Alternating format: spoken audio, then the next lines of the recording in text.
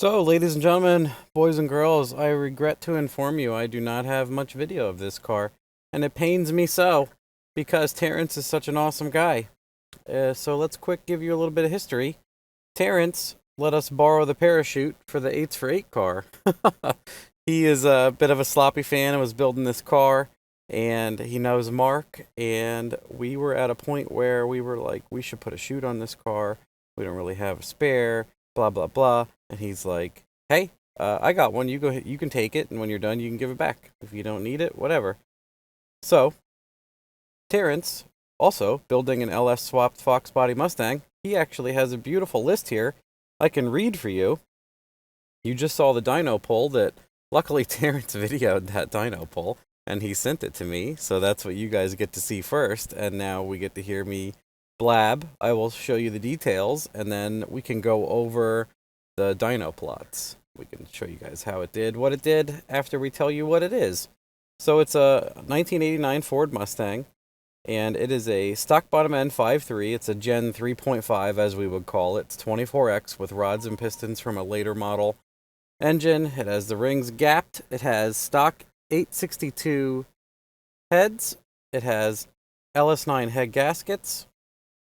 And Little John Stage 2 cam, 660 springs, matching push rods, forced inductions S485 T6 billet turbo, stock manifolds, 2.5 inch stainless steel Y into a monkey fab collector, 4-inch air-to-air VS Racing intercooler, twin VS 44 gates, 50mm VS Racing blow-off valve, Speedmaster head studs, LS2 intake, 90mm China throttle, Bosch 210s, 10 push lock feed, 8 return, MagnaFuel 4303.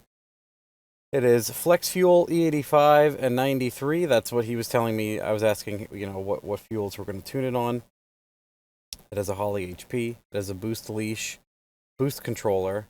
It has a PTC converter, TH400, 327 gear, 275 tire. And he states, it starts and runs and drives on your 210 Colorado tune. So that is the email he sent me when I was trying to get a collection and when he was available and what the car was and, all of the above. So I was prepared. So that is all of it. And as you saw there, it made 802 rear wheel. Awesome. Very good. Completely stock bottom end motor. Just gapped. Doing awesome. So now that we know the details and everything else, we can go over the dyno plots and I'll explain how we got there, right? Boy, oh boy, look how clean that spark plug is for 802 rear wheel. Check that out too. That's I believe the first clean hit and the last high horsepower hit. Okay, guys. First hit here. 437 wheel. Excuse me, my Holley is really not impressed with this laptop scaled screen. So this was our first exploratory hit. We made 8.5 pounds ish. Let me get in on this. 8.5 pounds. Target air fuel was pretty safe, nice and neat. Everything else looked good. And it made our exploratory hit, made 438. And then I think, what was I messing with? I think our content sensor I think we had an issue. We had a small issue with this car. I can't remember. I think for whatever reason, I could not connect over to USB port. So then I plugged in my CAN bus. And then what happened here with the power falling off, he must have the power tap. He has an older Holley HP harness. So I think where he tapped the power to go to his flex sensor was interrupting it after we plugged in the CAN for my USB. Anyway, we ran into some issues. Poor guy. He did everything great and he brought it over and I had to screw something up here. So what was happening is the content sensor dropped out on us and it was pulling all the power out of the car. So after we ironed all this out, what happened here was we have our base hit with the content working, and then we have that's more boost, obviously, sorry. So this was our first exploratory hit, and then this was a little bit of ignition added in the 466 we picked up too. So let me edit this real quick. Sorry, I don't need this after start stuff. Man, it is hard to see on here, isn't it? See, my scale is all screwed up. I just want to see timing. Man, it is so difficult to see things. Base timing. You guys probably can't see anything, so I'm going to call everything out. So what are we at here? 437 wheel was 8.5 pounds, 21 degrees. 8.5 pounds, 21 degrees. So now we're going to bring up this, 8.5 pounds, 21 degrees.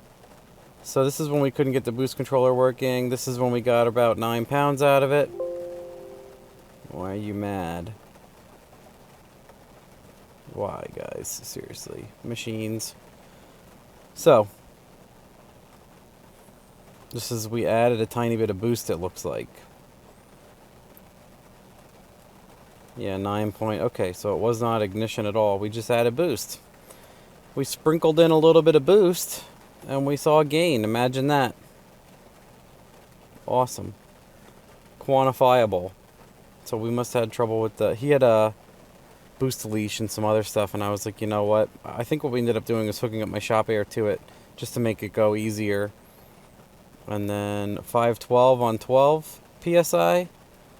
545. The car was bouncing a little bit. Sometimes the cars, the way the suspension is set up and where you strap them, they will bounce.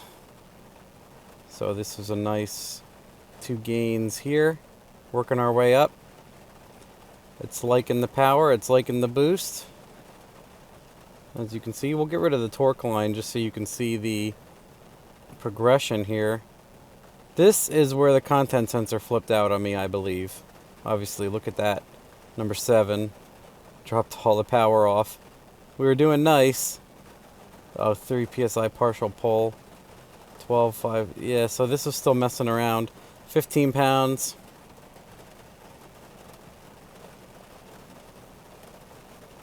Yeah, I don't know why it's all scaled funny, guys. I apologize. 14.8 pounds, 19 degrees, 650 rear wheel. Really doing awesome.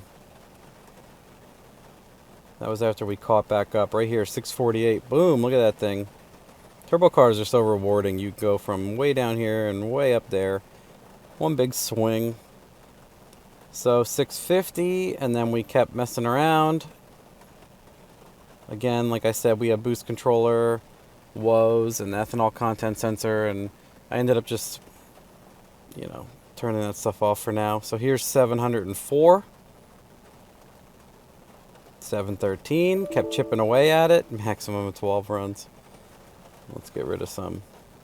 I wish it would just automatically get rid of 1 or 2. So 713, 760, and then 802.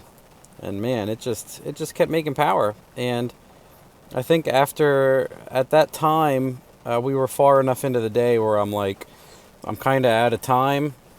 Your time slot's kind of up, and this is probably going to be extremely fast anyway, and it is stock bottom end, so you're probably just going to want to make sure you get a bunch of passes under the car and everything else, and if you end up using all this power and wanting more, you can come back.